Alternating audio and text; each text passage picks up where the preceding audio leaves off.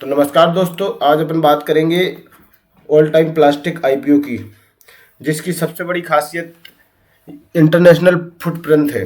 जो फुटप्रिंट है जो इसमें इस केस में इसमें इन्वेस्टर दिलचस्पी या इंटरेस्टेड ज़्यादा हो सकते हैं। जानेंगे इसका कंपनी का आईपीओ के प्राइस बैंड और सब्सक्रिप्शन स्टेटस, जीएमपी, और आपको भी इसमें इन्वेस्ट करना चाहिए या नहीं करना चाहिए, इस वीडियो के माध्यम से समझते हैं।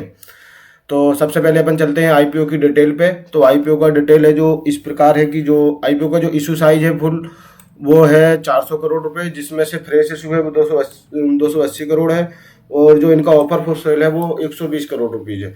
120 करोड़ वो है जो इनको पुराने इन्वेस्टर का वापस करना है पैसा, और जो 280 करोड़ रुपए ये कंपनी की ग्रोथ में लगेगा। जो इन्होंने जो डॉक्यूमेंट में जो डिटेल दिया है वो ये मान के चल रहे हैं जो कंपनी का कुछ इन्होंने को लोन खत्म करना है, और उसके बाद कुछ मशीनरी को लेके इनको कंपनी को एक्सपांड करना है। तो इनका जो प्राइस बैंड है वो 260 रुपये से 275 रुपये है। वहीं जो इन्होंने लॉट साइज रखा है वो 54 शेयर का रखा है। अगर इस कंपनी का आपको आईपीओ अप्लाई करना है, सब्सक्रिप्शन लेना है, तो इसमें आपको 14,850 रुपये खर्च करने पड़ेंगे, इन्वेस्ट करने पड़ेंगे। और यहाँ आपका जो अलॉटमेंट की डेट है जो वो है 12 अगस्त। जो JWS आईपीओ का अलॉटमेंट डेट है वो सेम इसका है। और इसका जो लिस्टिंग का डेट है वो है 14 अगस्त। जो NSE एंड BSE दोनों पे लिस्ट करेगा।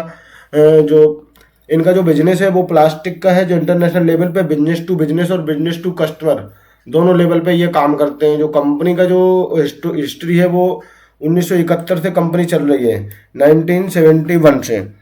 और जो इशू का टाइमलाइन है वो 7 से 11 था। तो 11 से अपन ये मान सकते हैं कि आज तो 10 है, तो जो 11 कल का जो डेट है, कल आपके पास टाइम है, कल आप इसमें अप्लाई कर सकते हैं। और जो परसों है आपको 12 तारीख को आपको इसका अलॉटमेंट स्टेटस पता चल जाएगा। आपको अगर मिलता है तो उसमें अपन देखते हैं कि इसका जो प्रॉफिट है वो कितना प्रॉफिट हो सकता है। आपको अगर अलॉटमेंट होता है तो जीएमपी के बेस पे अपन कैलकुलेट करते हैं। तो सबसे पहले जीएमपी के पहले तो अपन फंडामेंटल देखते हैं, इसका फंडामेंटल क्या है। जो कंपनी का फंडामेंटल चल रहा है वो इस प्रकार है। तो जो 2023 में जो इनका असेट्स का जो वैल्यू था वो था 400 करोड़। वहीं इन्होंने 2024 में इनको बढ़ाया, 15 करोड़ से बढ़ाया, जो हो गया 415 करोड़ रुपए। और 2025 में जो हुआ है वो हुआ 562 करोड़ रुपए। मतलब ये इनका इंक्रीज हुआ है। टोटल जो इनका इनकम है, जो मार्केट से जो इनका रेवेन्यू जनरेट होता है, वो ऐसा है कि 2023 में जो था वो 443 करोड़ रुपये था। वहीं 24 में 515 करोड़ रुपये हो गया, और वहीं जो 2025 में बढ़कर हो गए ये 559 करोड़ रुपये। तो इसमें भी कहीं अपन को गिरावट तो देखने को नहीं मिल रही है, बस कंपनी ग्रोथ कम कर रही है, लेकिन ऐसा है कि कहीं ये माइनस में नहीं जा रही है।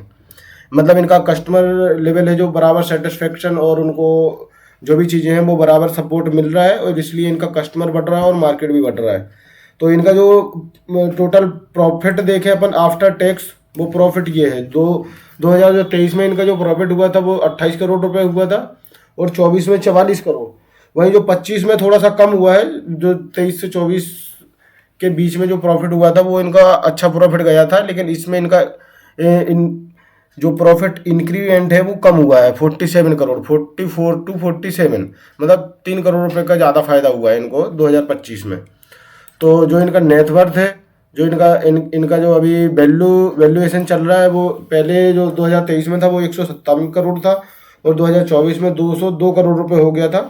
वो वहीं जो 2025 में जाके बढ़ गया है 249 करोड़ रुपए हो गया है। और जो इनका रिजर्व है, जो ये रिजर्व पैसा रख रहे हैं जो आगे बिजनेस को इंक्रीज करने के लिए या बिजनेस को एक्सपांड करने के लिए, तो इनका रिजर्व है जो वो बढ़ा है, वो भी बराबर बढ़ता हुआ दिखाई दे रहा है। 2023 में जो 156 करोड़ रुपए था वो यहाँ पे 200 करोड़ रुपए हो गया, और यहाँ पे आके इनका 2025 में 247 करोड़ रुपए हो गया है। और जो इनका जो बोरिंग है, मतलब जो इनके कंपनी के ऊपर जो कर्ज है वो भी इंक्रीज हो रहा है, लेकिन ये कह सकते हैं कि थोड़ा सा कम इंक्रीज हो रहा है। तो कंपनी के लॉस के चांसेस कम है। मान के चलते हैं अपन, जो कंपनी अगर बहुत जल्दी से उठती है तो बहुत जल्दी से नीचे भी गिरती है। तो इनका जो ग्रोथ है वो साइमल्टेनियसली हो रही है, बराबर थोड़ा थोड़ा सा सिस्टमेटिक।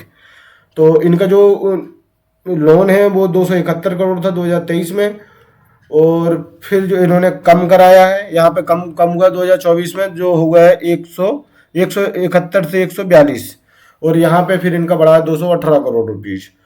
ठीक है, और अब अपन देखते हैं इसका जीएमपी क्या चल रहा है, इसका सब्सक्रिप्शन स्टेटस क्या है। ये फाइनल आईपीओ के लिए है। क्या है कि इनका डे 2 फिनिश हो गया है सब्सक्रिप्शन से, अब इनका डे 3 जो सब्सक्रिप्शन डेट है वो है 11। तो 11 को क्या सब्सक्रिप्शन मिलता है कंपनी के आईपीओ को, वो देखने को मिलेगा कल की डेट में।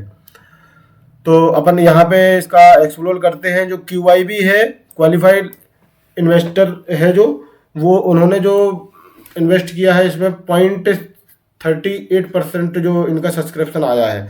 वहीं एनआईआई है जो, उनका 0.88% सब्सक्रिप्शन आया है। तो ये इनकी अंदर की जो कैटेगरी है, जो बिग एनआईआई है और स्मॉल एनआईआई है। तो इन्होंने ये बिग एनआईआई ने 1.25% सब्सक्रिप्शन लिया है और इसने 0.69% सब्सक्रिप्शन लिया है।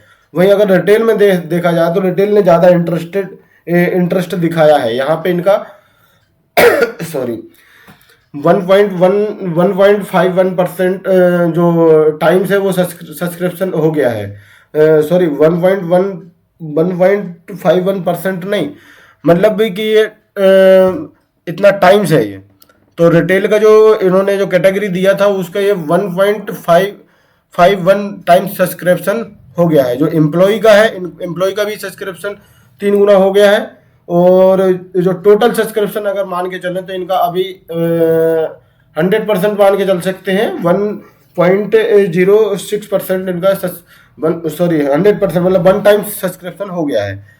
वहीं अगर जीएमपी अगर देखा जाए तो ये मैं 10 तारीख और 9 तारीख का जीएमपी लेकर आया हूँ। जो जीएमपी चल रहा है वो इनका 19 रुपये चल रहा है। ठीक है, तो अगर 19 रुपये पे अगर लिस्टिंग हो जाती है मार्केट में, जो इनने जो प्राइस बैंड दिया है वो 275 रुपये, तो इसकी लिस्टिंग की जो वैल्यू है वो 294 रुपये। अभी जो एस्टिमेटेड लिस्टिंग है वो 294 रुपये पे लिस्ट हो सकती है। आज जो 10 तारीख का है, 9 तारीख को भी सेम था। हालांकि ये 8 तारीख को थोड़ा सा बढ़ के आ रहा था, जो 20 रुपये जीएमपी चल रही थी, लेकिन मैंने अभी दो दिन का ही अपने सीट में रखा है। तो इनका जो 2 दिन से जो अपन को जीएमपी से दिख रहा है, जो एस्टिमेटेड प्रॉफिट वो 1026 रुपये दिख रहा है।